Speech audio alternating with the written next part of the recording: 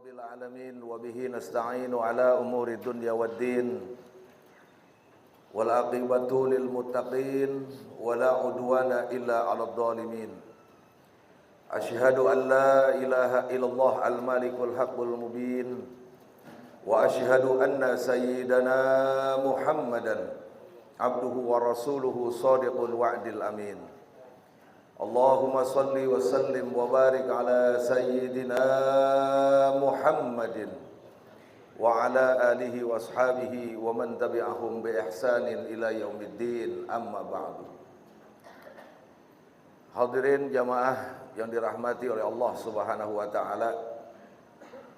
Pertama dan paling utama, mari sama-sama kita panjatkan segala puja dan puji syukur kita kehadirat Allah Subhanahu wa taala yang tentunya telah banyak memberikan nikmat kepada kita semua, di antaranya nikmat sehat wal afiyah, nikmat panjang umur, nikmat iman, nikmat Islam. Mudah-mudahan Allah Subhanahu wa taala menguatkan langkah kaki kita di dalam keimanan sehingga kita bisa tampil menjadi hamba-hambanya yang istiqomah beribadah kepadanya. Amin ya rabbal alamin. Salawat dan salam semoga tetap tercurahkan untuk manusia sempurna, Nabi kita tercinta, Nabi besar Muhammad sallallahu alaihi wasallam, kepada keluarganya dan para sahabatnya hingga kepada umatnya, dan mudah-mudahan kita semua kelak akan mendapatkan syafaatul uzma dari beliau, dan pada akhirnya mudah-mudahan kita semua dijadikan oleh Allah sebagai penghuni surganya. Amin ya rabbal alamin. Hadirin wal hadirat yang dirahmati oleh Allah Subhanahu wa taala.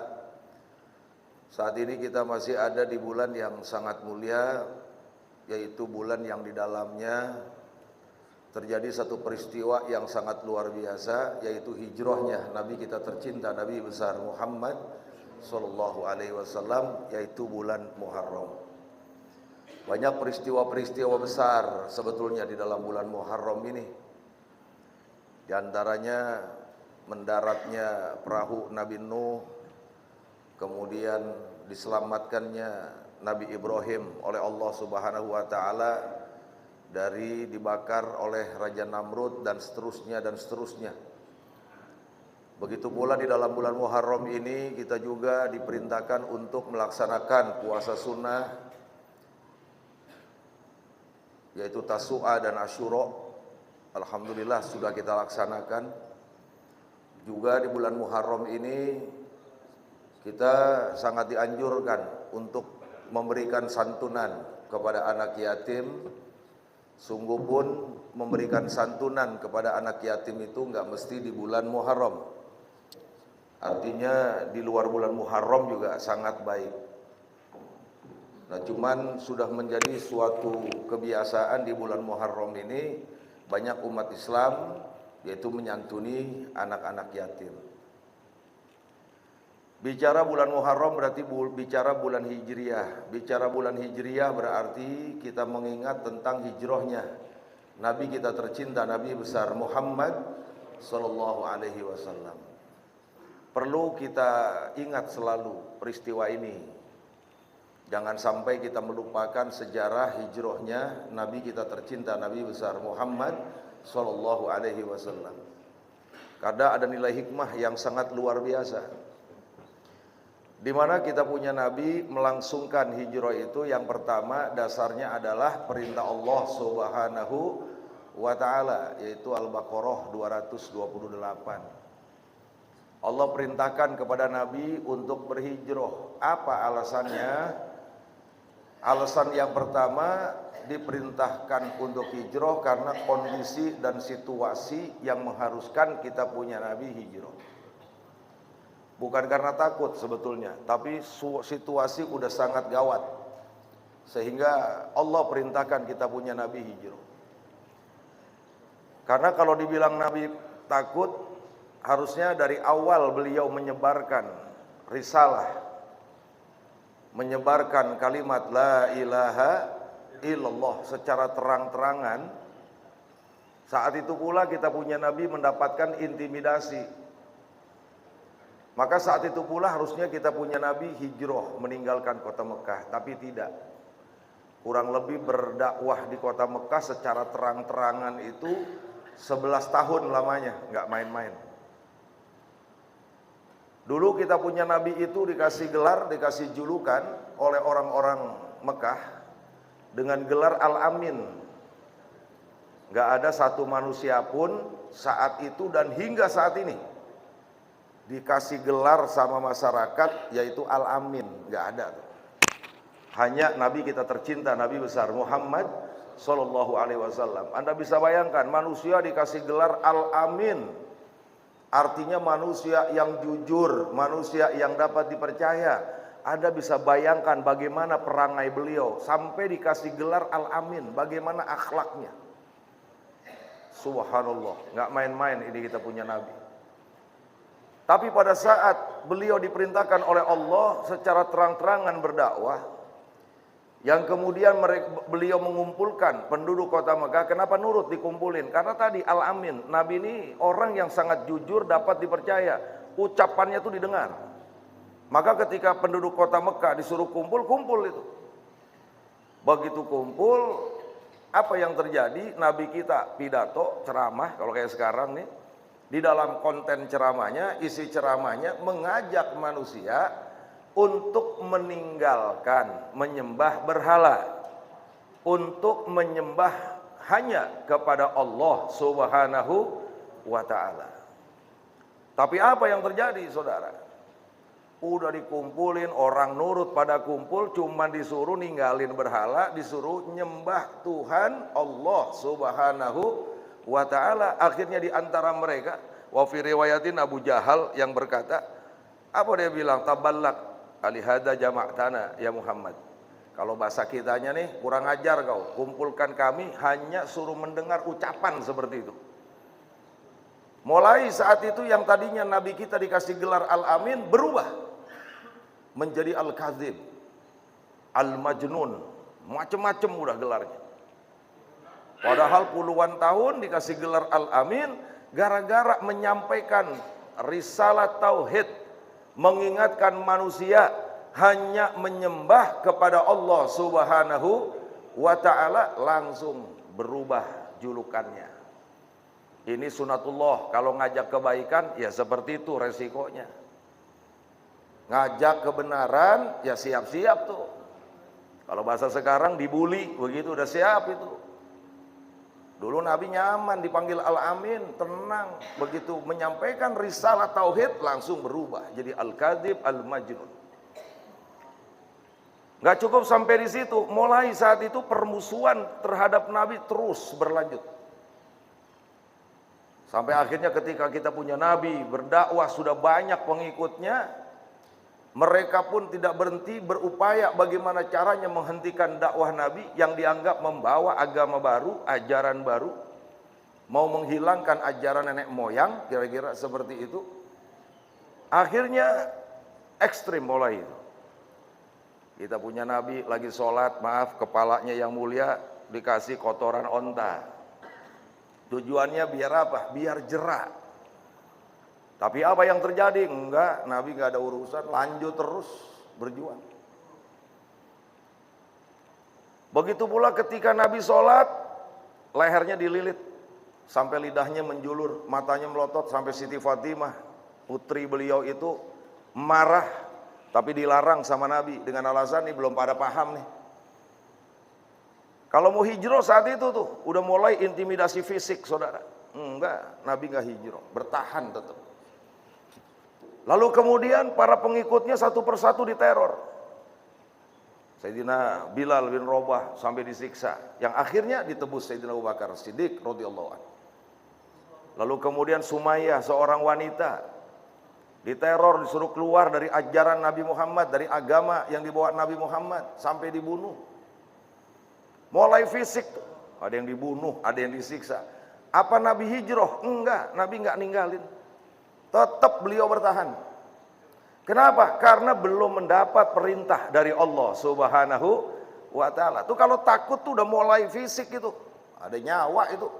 Enggak, Nabi kita tetap bertahan, saudara. Sampai akhirnya nyaris hilang akal mungkin nih orang-orang kafir Mekah saat itu. Untuk menghentikan dakwah Nabi, akhirnya yang tadinya keras berubah jadi lunak.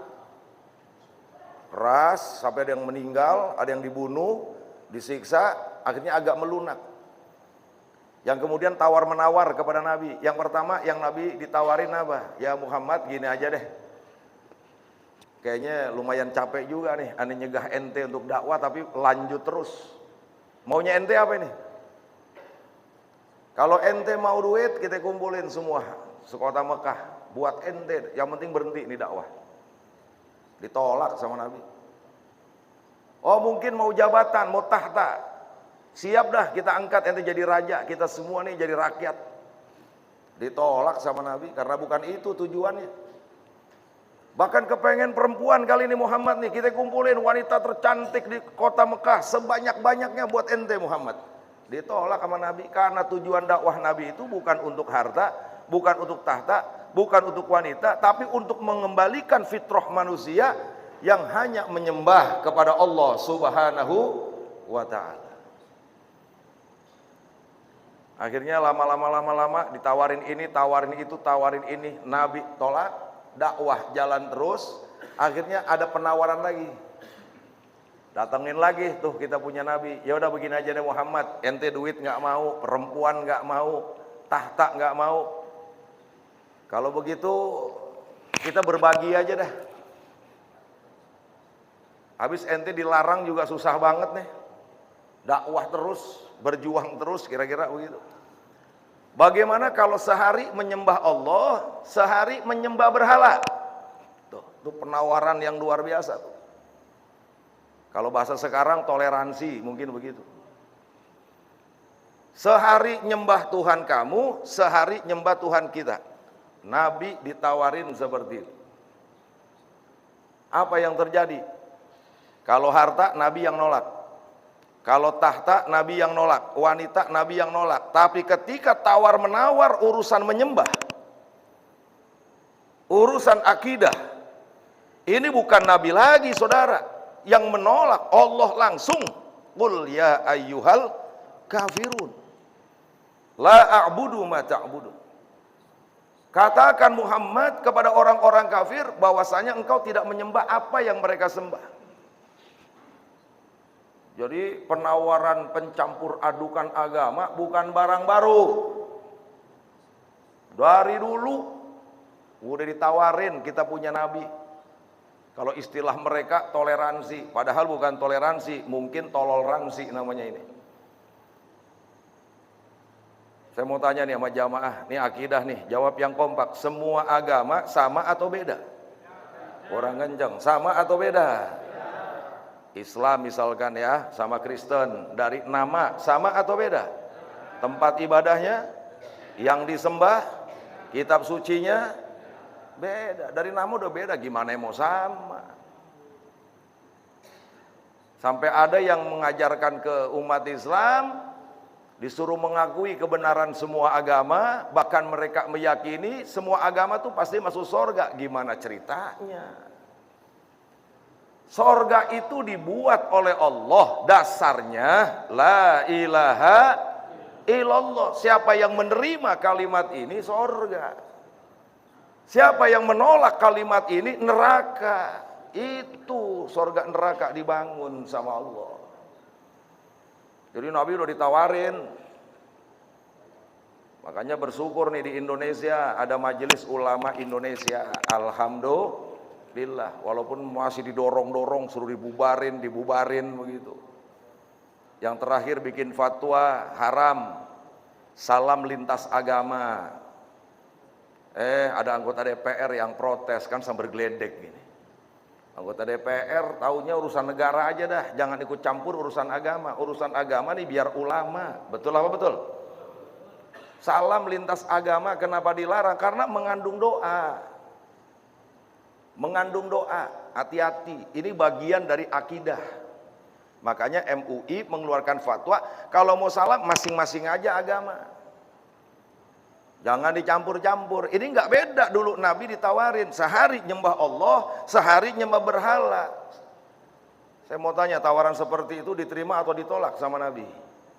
ditolak. Yang memerintahkan penolakan bukan Nabi, tapi Allah Subhanahu wa ta'ala. Singkat cerita, diintimidasi udah, ditawarin harta tahta wanita udah, sampai akhirnya ditawarin sehari nyembah Allah, sehari nyembah berhala juga udah.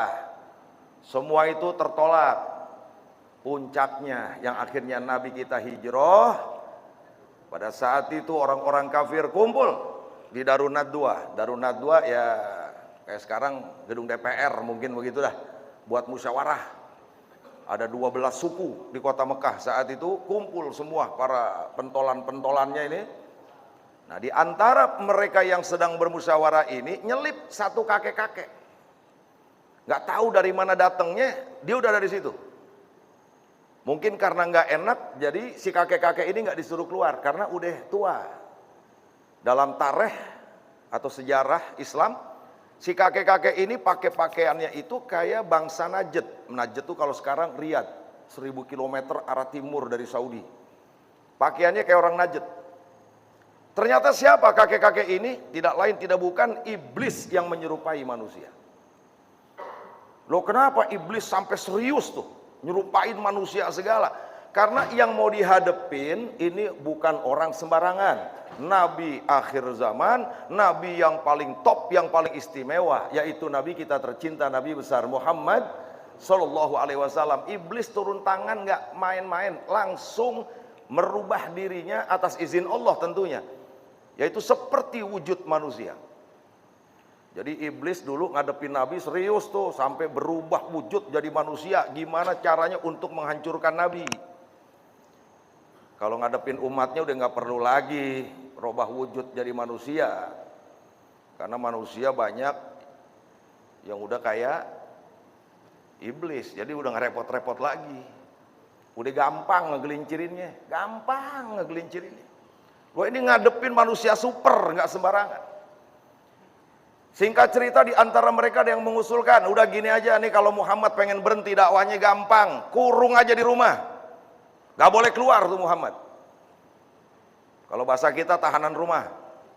Lalu kemudian di antara mereka ada yang bilang, jangan, tetap aja kalau di rumah ntar banyak yang diem-diem datang. Akhirnya Islam nyebar juga tuh. Lalu ada lagi yang mengusulkan, oh kalau begitu usir aja Muhammad dari kota Mekah. Apa yang terjadi di antara mereka? Ada juga yang menjawab, jangan, kalau diusir nanti di tempat lain dia bikin tempat, kemudian banyak pengikutnya, nanti bisa serang kita. Lalu apa yang terjadi? Si kakek-kakek ini yang tidak lain iblis mengusulkan yang sangat ekstrim. Udah nggak usah pusing-pusing, kalau pengen berhentiin Muhammad menyebarkan agama baru, bunuh saja Muhammad. Ini yang nyaranin iblis ini. Masya Allah. Jadi kalau ada pendakwah sampai diteror, sampai mau dibunuh, ya keturunan iblis mungkin, begitulah dulu begitu. Bunuh aja ini Muhammad.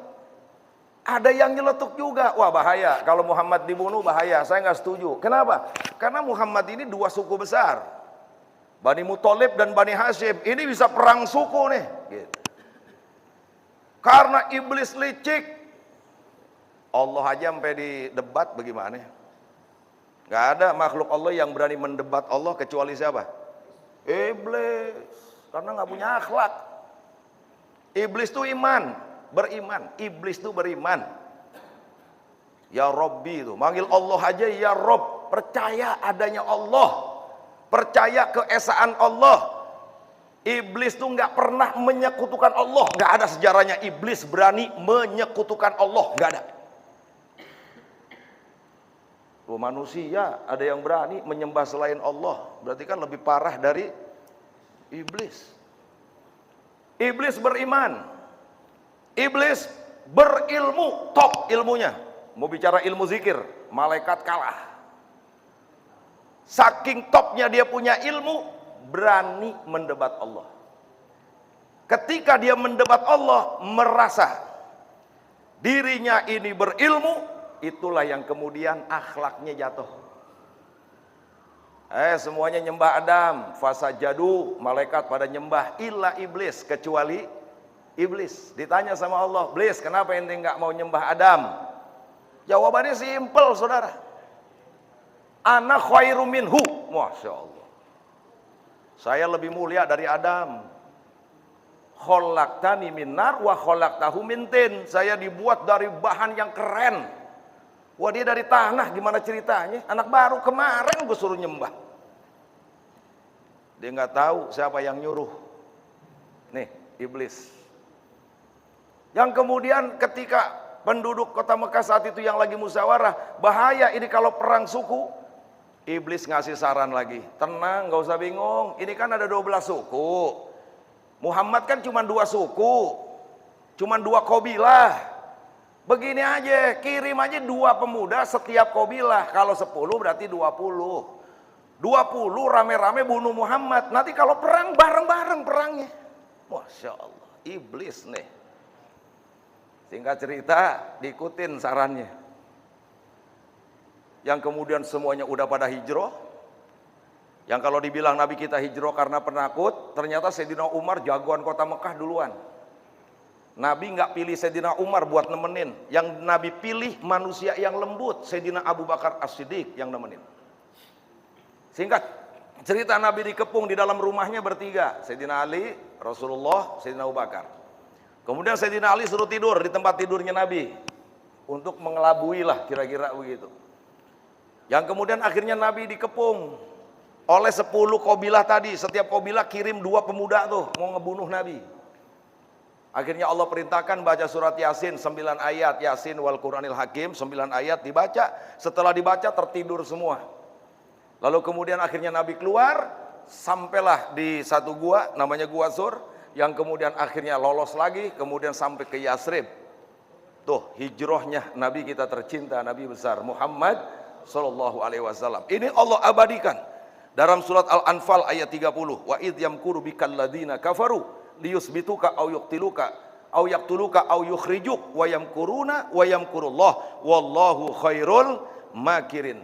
Mereka merencanakan ingin mengusir Nabi, memenjarakan Nabi, membunuh Nabi, tapi semuanya gagal. Siapa yang menggagalkan?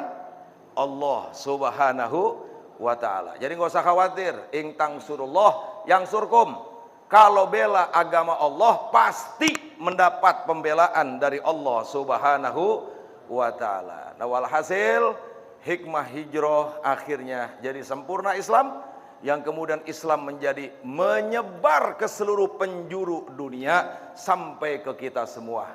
Di akhir ceramah saya mau nanya semua nih yang hadir, kita jadi umat Islam senang atau tidak? Menjadi umat Nabi Muhammad senang atau tidak? Siap jaga Islam? Siap pertahankan Islam? Siap bela Islam? Kalau ada yang merusak Islam, biarkan atau lawan? Takbir. Sallu ala Nabi. Awas nih yang merusak akidah sampai gini hari masih terus. Nih zaman akhir nih. Kata Nabi, sayati ala umati zamanun sanawatu khoda'at. Nanti bakal datang tahun-tahun penuh kedustaan, kata Nabi itu. Di tahun-tahun itu ada yang namanya kelompok Ruwaibidah. Ruwaibidah itu siapa? Ruwaibidah itu orang kagak punya ilmu, banyak bicara.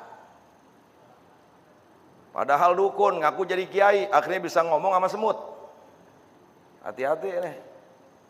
Untung udah dikeluarin fatwanya sama MUI. Alhamdulillah, hati-hati.